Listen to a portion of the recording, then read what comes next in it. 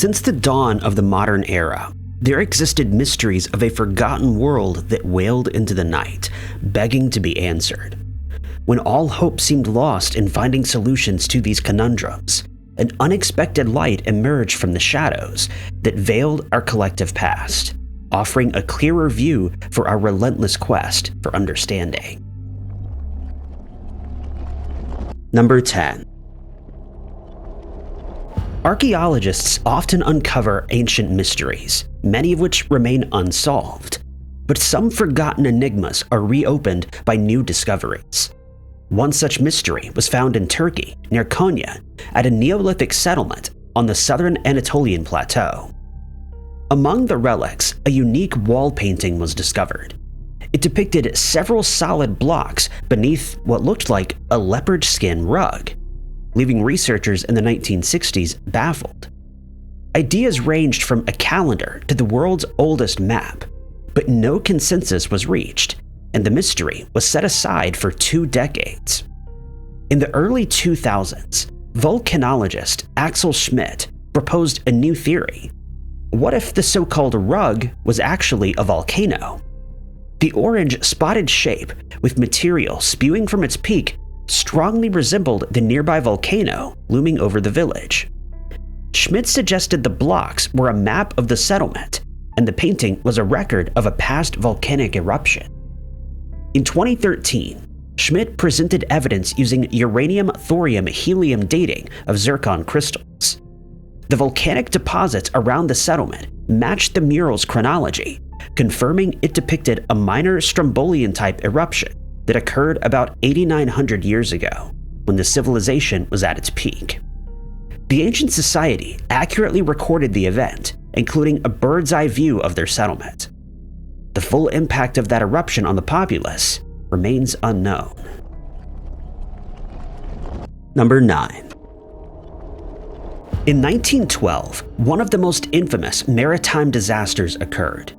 It was the sinking of the Titanic. Ever since, it's been the subject of films, books, and a point of interest for adventure seekers. One such seeker was Paul Henry Nargeolet, who was involved in the shipwreck to the point of obsession. It was he who made more dives down to the wreck site than any other individual. In fact, he's been to the site more than 30 times. During one of those trips, though, Paul would come across something truly strange, something he didn't expect. It was 1998 when he transcended the depths, making his way to the Titanic that lay resting. Once he reached it, chills would run down his spine. It was just then that something unexpected happened. The sonar scanner made its familiar bloop noise, forcing Paul to investigate the screen. Right there, beside the wreck, was a blip that had popped up on the radar, suggesting something unknown lay nearby. He didn't know it at the time, but this simple blip was about to cause a decades-long mystery because no one could figure out what it was.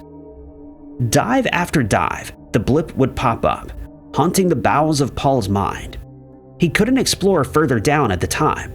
He'd need more help and better technology, features that wouldn't come for some time. The adventurer told other enthusiasts about the dot on the scanner, and soon it was him who was afflicted by the gnawing sensation of the question, what was it? Only guesses could be made as to what the blip was echoing. Another ship, perhaps. Maybe this time a plane wreck. Some sort of undiscovered geological formation, maybe. At the time, they didn't have the necessary tools to find out, leaving the blip to pulsate tantalizingly for several years. It was in 2022 when Paul and his colleagues could bear it no longer. Now they had all the necessary tools and technological advancements. It was finally time to discover what the ominous blip was after all these years. That year, an expedition would be carried out by Paul and his research team. They headed to the wreck of the Titanic, and as expected, that blip popped up. They didn't know what they were diving into, and the unknown was debilitating. Still, they pressed on, but what they found was no wreckage, nor was it an underwater mountain. Instead, they found something that was actually incredibly common in the ocean, and it allowed them to breathe a sigh of relief. It was a deep-sea reef that had been stopping Paul in his tracks for decades. The formation sat at a harrowing 9,514 feet below the surface, and it teemed with marine life. Corals offered shelter for fish, and the rocky formations provided a surface for sponges to latch onto and lobsters to seek refuge in. The discovery was named after the first two people to site it, the Nargeolet Fanning Ridge, with Nargeolet referring to Paul and Fanning referring to Oisin Fanning, a businessman. Number 8. In 1959, archaeologists investigating the Basilica of Saint-Denis, the French royal burial site, discovered a stone sarcophagus containing the skeletal remains of a queen, identified by an inscribed gold ring as Merovingian Queen Arnegunde, wife of King Clotaire and mother of Chilperic I. The mystery wasn't her identity, but a peculiar find: a perfectly preserved human lung amidst the skeletonized remains, textiles, and jewelry. The question of how this singular organ was preserved puzzled experts for decades, as available technology couldn't provide answers to whether the preservation was accidental or intentional. In 2016, bioanthropologist Raffaella Bianucci of the University of Turin analyzed lung biopsies with an electron microscope. The organ showed high concentrations of copper, iron, and crucially, benzoic acid, a compound from plants. Bianucci concluded that the queen had received an oral injection of aromatic plants and spices used for embalming. The combination of copper, likely from a belt, and the plant compounds explained the organ's preservation, a method possibly acquired by the French from the Romans, who would have learned it from the Egyptians. While the preservation method was solved, the remaining mystery was why only the lungs were preserved, when typical mummification involved removing all organs except the heart. Scholars theorize that the Merovingians may have associated lungs with the breath of life, similar to the heart, possibly for religious or spiritual reasons relating to the afterlife, or simply to maintain the body's integrity. Number 7. The story of Lori Erica Kennedy began in the early 2000s in Texas when she married Blake Ruff. Lori was described as attractive, yet her demeanor was marked by an unsettling, impenetrable secrecy regarding her past. This reluctance to share any personal history immediately raised red flags for Blake's family and friends, who found her lack of background suspicious and concerning. Despite these anxieties, the couple started a family, welcoming a daughter. But the mystery surrounding Lori only deepened over time, putting an increasing strain on the marriage, until eventually the pressure became too much and Blake chose to leave. The hidden life Lori so fiercely protected came to a tragic and abrupt end on Christmas Eve 2010. Her body was discovered in the driveway of Blake's parents' home, a loss of life that finally granted Blake the legal and emotional permission that he wanted to investigate the wife he never truly knew. It was in the aftermath of her passing that the first most startling revelation emerged. Blake's investigation into Lori's few belongings yielded a cache of multiple, seemingly legitimate photo identifications, all bearing different names. Most critically, he discovered a birth certificate for a person named Becky Sue Turner, a child who tragically passed away in 1971 at the age of 2 from a house fire in Washington. Blake Ruff was faced with the undeniable, bewildering truth. The woman he married had had a child and was an identity thief, and her real name and true past remained completely unknown. For 5 years, the case remained cold, a peculiar footnote in the history of unidentified people. Then, in 2016, the case was cracked by the revolutionary field of genetic genealogy. Detective Sergeant Mike Webb, working with renowned genetic genealogist Colleen Fitzpatrick, employed advanced DNA testing and forensic genealogy techniques, and they were able to link Lori's DNA to a known family line, ultimately identifying her biological relatives and revealing her long-hidden identity. Lori Erica Kennedy was, in reality, Kimberly K. McLean. The records showed that Kimberly had run away from her home in Seattle in 1986 at the age of 18, following a painful divorce of her parents. For 2 years, she lived under the radar. The crucial turning point in her self-erasure occurred in 1988, when she first obtained the birth certificate of the deceased child, Becky Sue Turner. Using this stolen identity, Kimberly then appeared before a judge to legally change her name from Becky Sue Turner to Lori Erica Kennedy. This legal maneuver was the final meticulous step, allowing her to procure a social security number under the new identity and completely sever ties to Kimberly McLean. Even with the true identity of Kimberly McLean confirmed, the central enigma of her life persists. The complete motivation for this extraordinary effort to abandon her family, assume this child's identity, and construct an entirely new legal persona remains one of the most puzzling elements of the case. While she successfully erased her paper trail, the emotional or psychological distress that drove an 18-year-old girl to such desperate lengths to conceal herself is a mystery that died with Lori Kennedy. Number 6. For years, a curious shipwreck, locally named the Butter Boat, was a prominent feature of Ireland's Streadock Beach. Though initially thought to be part of the 1588 Spanish Armada, its origins remained a mystery, and little effort was made to identify the immovable debris. In 2020, the National Monuments Service began an investigation.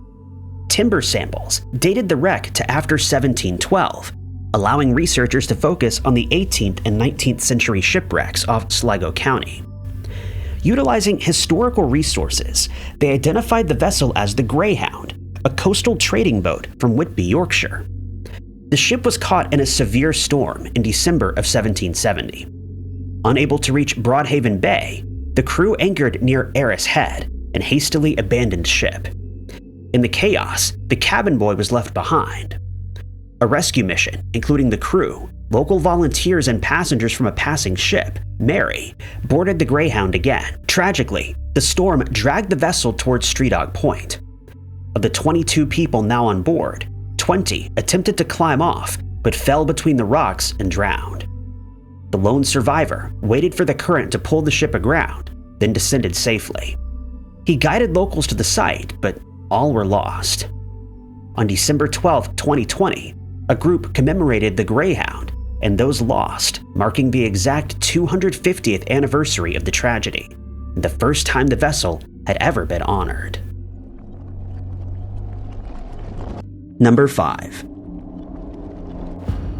It's not considered unusual for things to get lost after so many years, especially artifacts from a forgotten era, or even the remains of fallen kings and queens. It seems that our ancestors were secretive by nature, leaving no indications of the location of treasures, certain tombs, or burial sites.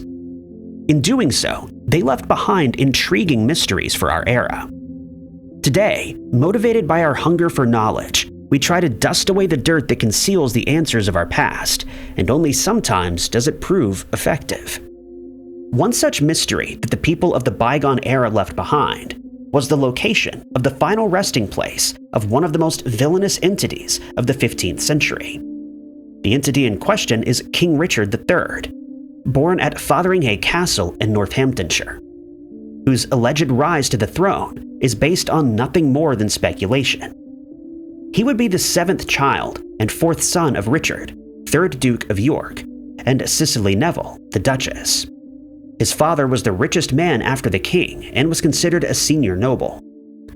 Richard would ultimately watch his home be burned to the ground, and several of his brothers would flee amid the chaos. According to rumors and unsubstantiated allegations, the prince would begin a rampage of claiming the lives of his family members, ensuring that he would get the throne. Supposedly, he was behind the chilling case of the princess and the tower, the 2 boys being his nephews. Regardless of how it happened, Richard III would be crowned in July of 1483, and his reign would begin, albeit a short one. During his position as king, though, he would do some terrible things. Allegedly, according to unconfirmed and unproven claims, he poisoned his wife, declared his missing and deceased nephews illegitimate, and ordered the execution of Lord Hastings without a trial. Richard's reign lasted only 2 short years, and in 1485, he would meet his demise in the Battle of Bosworth Field. He fought against Henry Tudor, his rival claimant to the throne. The English king had walked into the fight believing that he would win, but this would ultimately be his undoing. Richard III's demise marked the beginning of the Tudor period, a pivotal step in history. Given that he had inaugurated such an important movement and was such a well-known figure, one would think that his remains would be placed somewhere obvious, but this wasn't the case. For centuries, researchers and historians have recounted the life of this king and wondered about the location of his burial site. For some, the stories seem like more of a legend. Without a body or tombstone, it all just seemed fabled. So intriguing was the mystery of Richard's burial that he was nicknamed the Lost King, immortalized only by Shakespeare, who depicted him as a tyrant.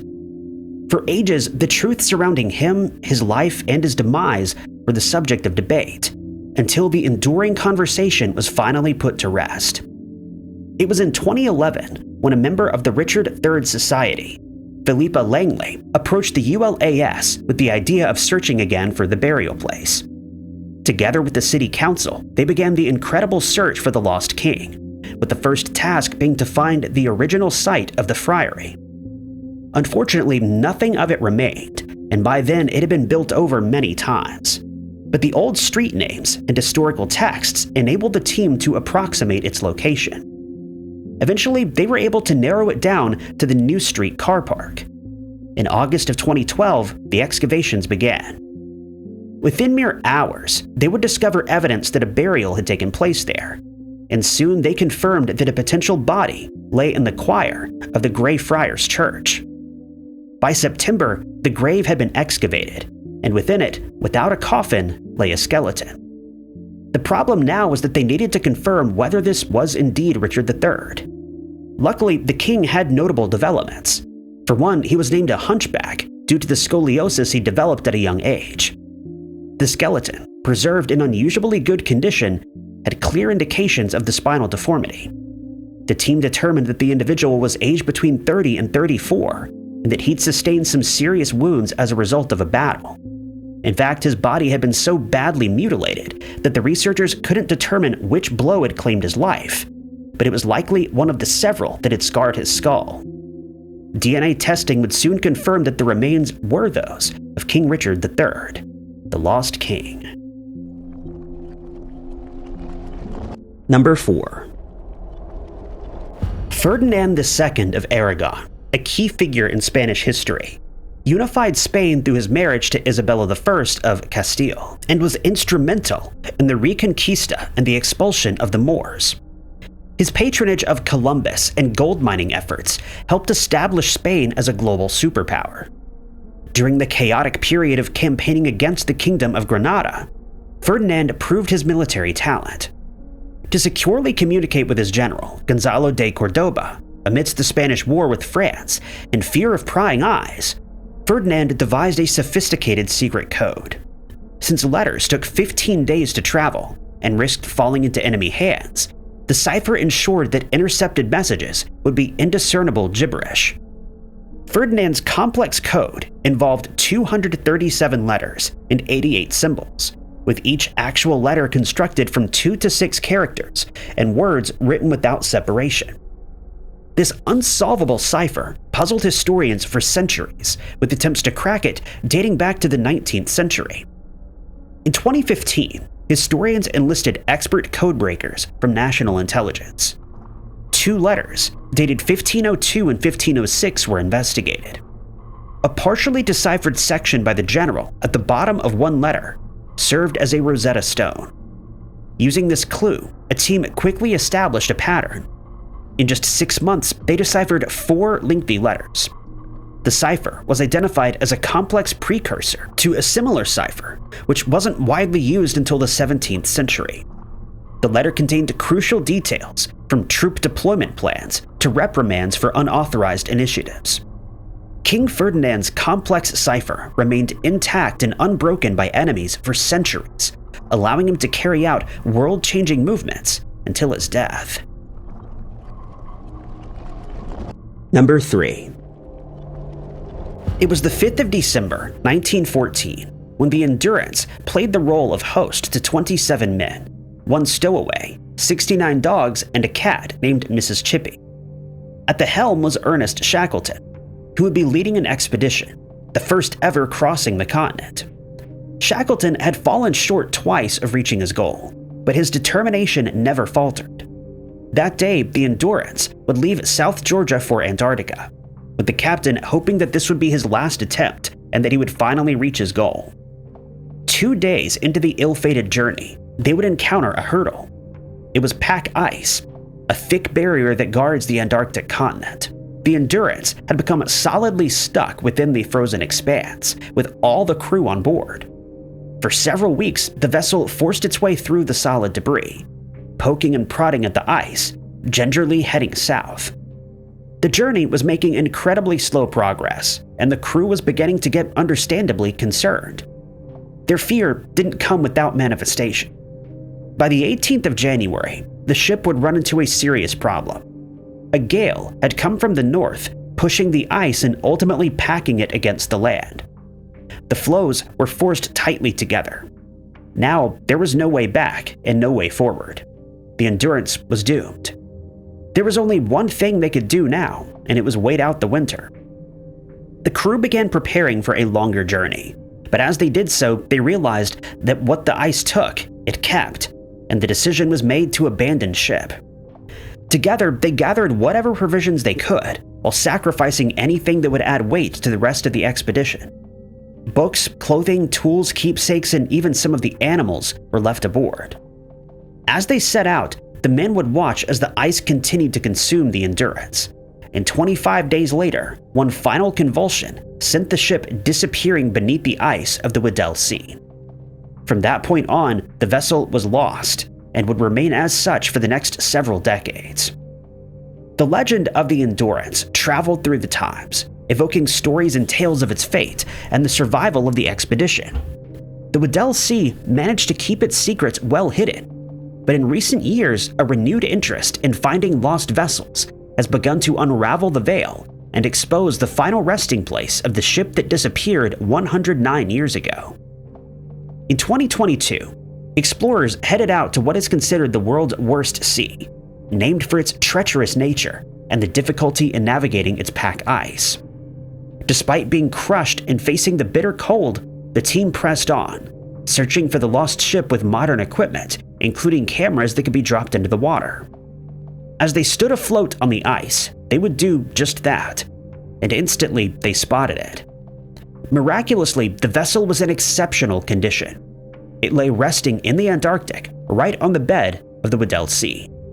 The name Endurance was clearly visible, and it was now teeming with aquatic life. Despite being wooden, the ship, although somewhat damaged, was still largely intact and looked the same as the day that it sank. It sits upright, proud, and in a state of preservation. Number 2. Ferdinand Trifa was born in Transylvania, Romania, during a time when it was still considered a part of the Austro-Hungarian Empire. He was raised in the Romanian Orthodox Church and continued his post-high school education at the Theological School of the University of Iași, from which he graduated in 1935. Following the Second World War, he relocated from Romania to the United States, where he became a well-respected member of the community. So highly regarded was he that he advanced in the ranks of the Orthodox Church to become an archbishop. As straightforward, unassuming, and respected as he may have seemed though, Trifa was hiding an incredibly dark secret, one that would make him the subject of an investigation from as early as the 1950s. The reason he was placed under suspicion was that a swirl of chatter had reached the ears of the authorities. Rumors from Romanian immigrants whispered of Trifa's affiliation with a particularly controversial group. They alleged that he was a member of the Iron Guard, a political movement that favored the totalitarian socio-political ideology developed in Germany following the First World War. The Iron Guard was abolished in 1941, but the idea that a now US citizen might have been affiliated with it was distressing. The Archbishop was plainly no ordinary immigrant. He'd served on the governing boards of the World Council of Churches and the National Council of Churches of America, which made the rumors even more ominous. For just over 20 years, the United States government conducted extensive investigations and ultimately revealed the harrowing secret past of Archbishop Valeria Trifa. The rumors were true. He was part of the Iron Guard during its occupation, and he'd chosen to conceal this from the immigration officials, knowing that he'd received criticism that might have hindered his advancements to the ranks he held.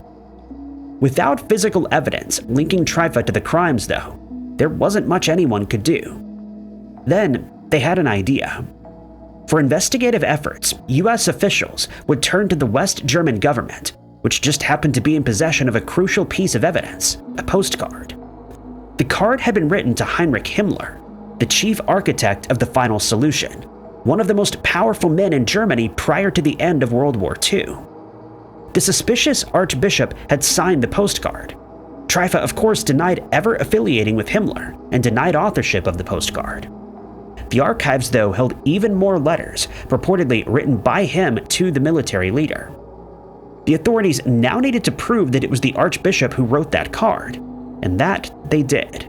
By using laser technology, they were able to examine the written piece, and there they found a fingerprint.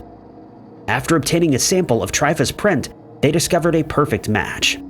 Now armed with new evidence, the government was able to strip him of his citizenship and deport him from the country. Number 1. The Susquehannock was a Native American tribe that lived in palisaded towns along the river from which they adopted their name. Those towns have since been built over in what is now considered Maryland, Pennsylvania, and New York.